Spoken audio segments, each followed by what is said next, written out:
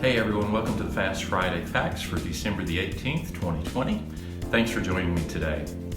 It's the last school day for the 2020 calendar year, and it's hard to believe we're this close to ending one of the most unforgettable years in memory.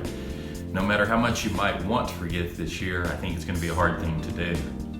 As we wrap up this calendar year, we're still in a spot where we don't know what the 2021 calendar year will look like regarding schools, particularly in the spring. On Monday, December the 14th, Governor Beshear gave indication that a return to in-person learning would be possible as early as January of 2021, but he put some limitations on that return.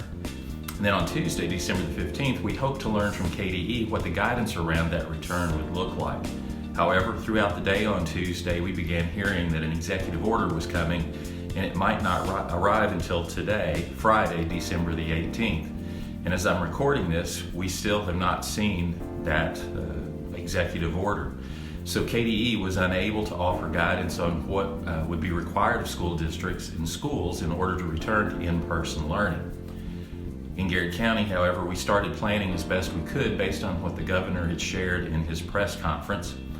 He had indicated schools could remain open in red with the understanding that the Healthy at School guidance would move from being guidance to being a requirement.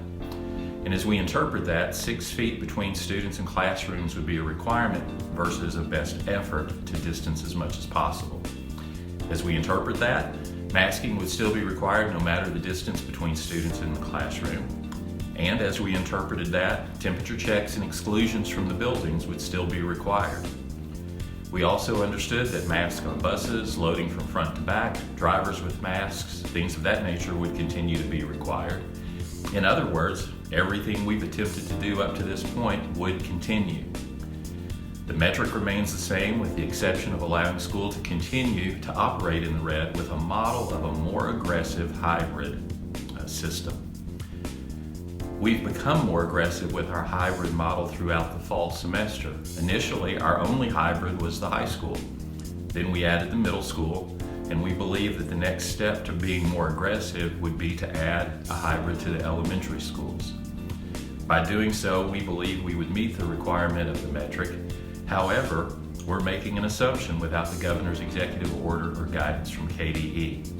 So as I make this video, we still have neither of those. And we believe the executive order should happen sometime today. However, unless KDE has had access to the executive order prior to today, no guidance will come from them. So as schools across the Commonwealth close for the Christmas break, we'll still be missing the necessary information to make final decisions for in-person learning for 2021. So let's talk about what our next steps are and what to expect for students when we return to school on Tuesday, January the 5th, 2021.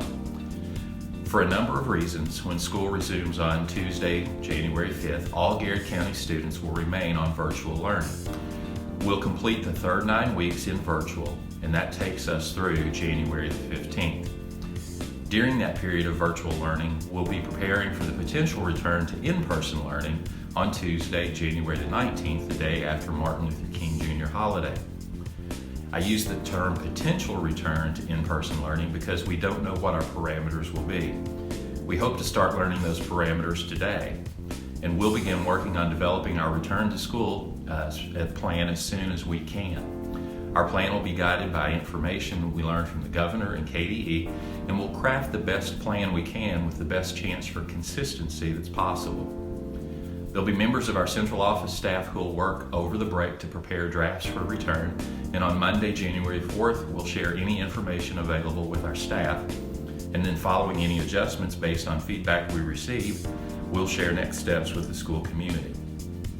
Whatever our options for January the 19th and following, parents will have the chance to review their options and determine if they're still comfortable with the selections that they've made. We know that we'll still be subject to potential spikes in the community, but we hope to be able to make decisions based on what's occurring in our schools. If the requirements allow us to utilize our school numbers, we'll do so. While no one will want to hear from me over the break, if we learn anything that drastically changes what we believe we currently know, I'll forward information to you, and it may be even in the form of another Fast Friday Facts. I promise not to do so after Monday, December the 21st, and not before Tuesday, December the 29th.